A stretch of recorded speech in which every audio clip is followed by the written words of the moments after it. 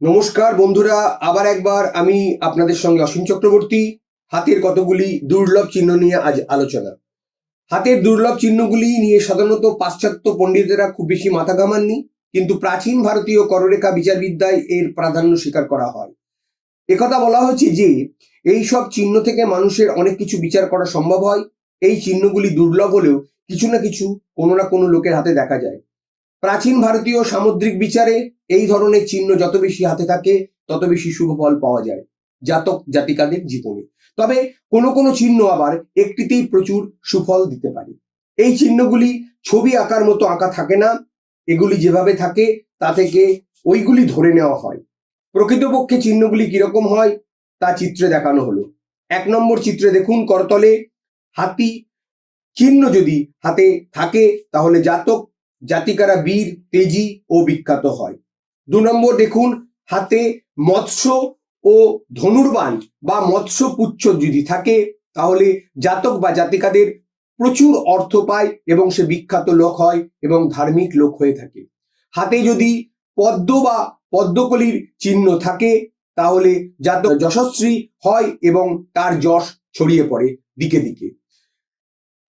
3 নম্বর চিত্রে দেখুন, যদি ছত্র চিহ্ন থাকে তাহলে জাতক খুব খ্যাতনামা হয়, সে বিখ্যাত নেতা, রাজ চক্রবর্তী তার লক্ষণ দেখতে পাওয়া যায়, বিখ্যাত সে মানুষ হতে পারে।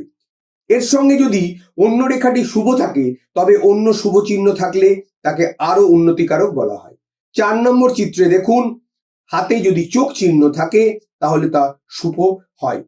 সঙ্গে যদি ত্রিশূল চিহ্ন থাকে তাহলেও কিন্তু খুব শুভ হয়, জাতক জ্ঞানী ও সন্ন্যাসী হয়ে থাকেন। এই দুটি একটি থাকলে শুভ ফল পাওয়া যায়।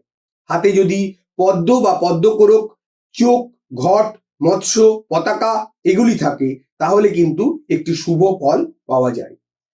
অন্যদিকে দেখুন, 6 নম্বর চিত্রে হাতে যদি যোনি চিহ্ন থাকে তাহলে জাতক নারীদের বা বিপরীত লিঙ্গের প্রতি প্রচুর আকর্ষণ অনুভব করে, প্রেম ও খ্যাতি পায় এবং জীবনে খুব উন্নত হয়।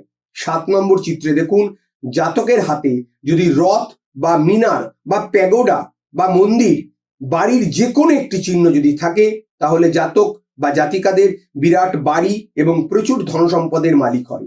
সেই ইচ্ছা মতো অর্থ উপার্জন করতে পারে এবং সেই অর্থের দ্বারা তারা কিন্তু এই বাড়ি বা সম্পদের কিন্তু অধিকারী বা অধিকারিণী হন। আজ এই পর্যন্ত বন্ধুরা, আগামীতে আবার দেখা হবে। নমস্কার। বিশদে 9153306727 নম্বরে যোগাযোগ করুন।